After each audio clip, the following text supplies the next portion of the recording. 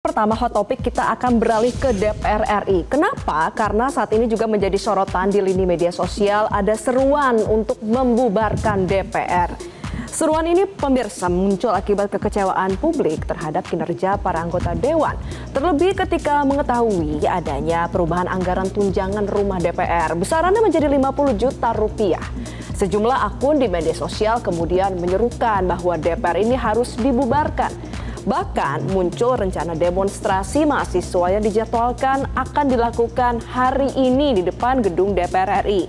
Tapi kita tunggu saja ya, apakah benar aksi demonstrasi ini akan benar-benar terjadi? Karena sebenarnya polisi juga sudah telah menyiapkan pasukan pengamanan untuk menjaga gedung DPR dan juga ada sejumlah skema rekayasa lalu lintas.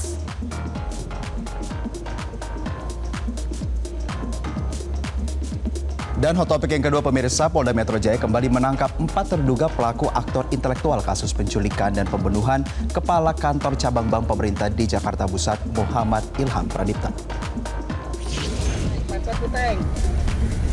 Pepet depan. Hah? Iya, udah pepet tank. Iya. Mentok di bang. Tahan di belakang, terus coba. Ya, kita lihat ya pemirsa bahwa ini adalah video momen para tim dari kepolisian coba untuk menangkap 4 terduga aktor intelektual kasus penculikan dan pembunuhan Kepala Kantor Cabang Bank Pemerintah di Jakarta Pusat, Muhammad Ilham Pradipta ini. Dibenarkan oleh Kasubdit Jatantras Polda Metro Jaya AKBP Abdul Rahim. Keempat pelaku berinisial C, DH, YJ, dan AA dengan rincian DH, YJ, dan AA ditangkap pada hari Sabtu 23 Agustus malam di daerah Solo, Jawa Tengah. Sedangkan tersangka C ditangkap di daerah Pantai Indah Kapuk, Jakarta Utara pada Minggu 24 Agustus. Kini keempat tersangka telah digeledah ke Polda Metro Jaya, Jakarta Selatan.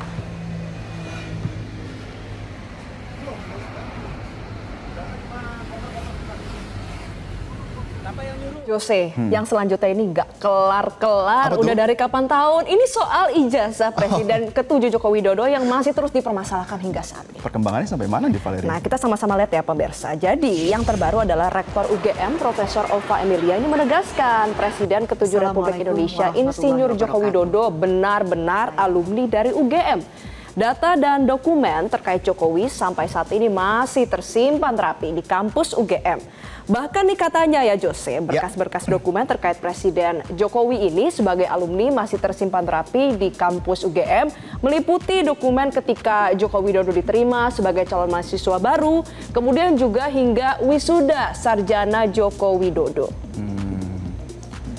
Sebenarnya kalau dari pihak UGM sendiri seperti diketahui ya Valerie juga sudah menyampaikan pernyataan yang terus ini berulang kali disampaikan dan terus ditekankan ya. Dan yang saat ini Anda lihat adalah momen ketika Insinyur Joko Widodo dinyatakan lulus sarjana dari Fakultas Kehutanan UGM pada tanggal 5 November 1985 dan ia mengikuti acara wisuda sarjana 2 pekan kemudian pada tanggal 19 November 1985. Terkait masih ada pihak-pihak yang mempertanyakan keabsahan ijazah dari Jokowi, UGM menyatakan pihaknya tetap menghormati hak dari para penggugat.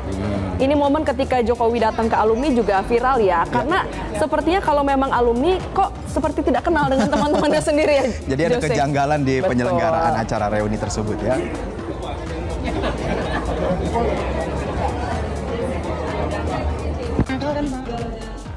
Nah, berikutnya juga pemirsa hot topic yang kita kira sudah kelar tapi justru memasuki babak baru adalah berkaitan dengan kematian diplomat Kementerian Luar Negeri Arya Daru. Jadi update-nya pemirsa, keluarga Arya Daru Pangayunan ini mengungkap dapat kiriman amplop coklat misterius sehari setelah Arya Daru dimakamkan. Kuasa hukum keluarga Daru mengungkap amplop misterius itu dikirimkan oleh seseorang yang tidak dikenal saat pengajian di rumah keluarga Daru. Amplop tersebut berisi 3 benda nih pemirsa, yakni gabus putih berbentuk bintang hati dan bunga Kamboja. Pihak keluarga pun telah menyerahkan amplop tersebut beserta isinya ke kepolisian. Maka untuk itu, pihak keluarga menuntut kepolisian agar menyelidiki hingga tuntas penyebab pasti kematian Arya Daru. Dan mari kita simak bagaimana pemirsa keterangan daripada kuasa hukum keluarga Arya Daru selengkapnya. Salah satu buktinya adalah ketika proses pemakaman almarhum, ada seseorang membawa amplop coklat. Di dalam amplop coklat itu berisi simbol-simbol dari gabus putih, yaitu simbol bintang, simbol hati, dan simbol bunga Kamboja. Itu sudah diserahkan oleh pihak keluarga kepada pihak-pihak yang melakukan penyelidikan. Kami minta diperdalam apa makna dari simbol-simbol itu. Pesan apa yang terkandung dari simbol-simbol itu. Ya, Valerie dan juga pemirsa, setelah polisi telah melakukan konferensi pers, tapi justru ada fakta-fakta baru yang dimunculkan oleh pihak keluarga ya. Banyak fakta baru, kemudian juga ada usulan-usulan yang sepertinya bisa didalami oleh polisi. Misalnya mendalami siapa nih 2 sosok yang menemani Arya Daru ke Grand Indonesia. Kemudian juga bagaimana dengan sopir taksi. Ini semuanya mencurigakan. Dan pastinya apa sih makna dibalik 3 gambar yang dititipkan dalam surat yang diberikan kepada keluarga dari Arya Daru. Ini patut menjadi perhatian. Tapi pemirsa, daripada kita pusing-pusing, mendingan kita melihat yang keren-keren. Karena hot topic selanjutnya ini ada sebuah inovasi seni lukis nih, memukau dan resmi dibuka di Candi Borobudur pada Minggu malam. Jadi selamat pagi Indonesia, ada seniman asal Portugal, namanya adalah Nelson Ferreira yang memamerkan karya-karya uniknya dalam Borobudur Art Exhibition. Lukisan candi-candi di Jawa ini dilukis dengan teknik khusus platiglyph. Hanya dapat dinikmati keindahannya dalam kegelapan. Jadi ini pasti unik banget ya pemirsa Selamat Pagi Indonesia. Jadi Nelson ini mengatakan bahwa karya-karyanya terinspirasi dari candi-candi di Jawa. Khususnya ada Candi Sewu, Candi Borobudur, kemudian juga Candi Prambanan. Proses melukisnya pasti unik karena ia hanya bekerja di malam hari dengan bantuan lampu kepala. Keren banget ya Jose, bisa nggak kamu melukis dalam keadaan gelap hanya lampu di kepala terus menghasilkan masterpiece seperti ini? Ini konsepnya agak glow in the dark ya, betul menikmati sekali. Lukisannya ya.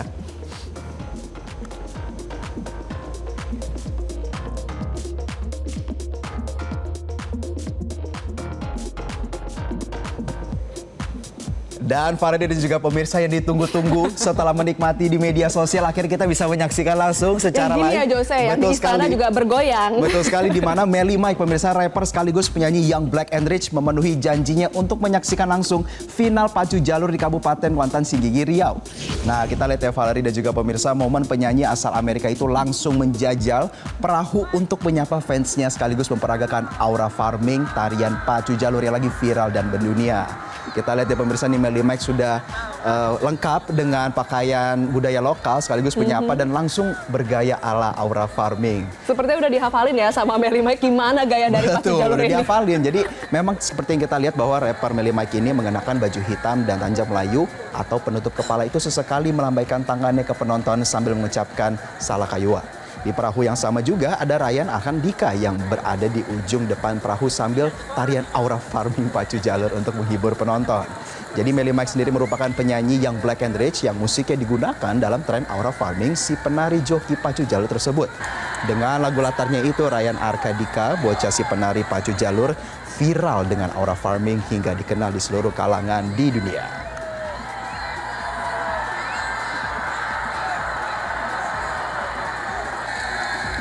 Tapi kalau kita lihat ya Valerie ya, udah hafal belum Jose gerakannya? Tapi Melly Mike masih terlalu kaku. Masih kaku ya? Tetap Dika yang lebih lincah. Dika paling lincah dengan ekspresinya juga dengan kacamata hitamnya Jose, luar biasa. Jelajahi cara baru mendapatkan informasi. Download Metro TV Extend sekarang.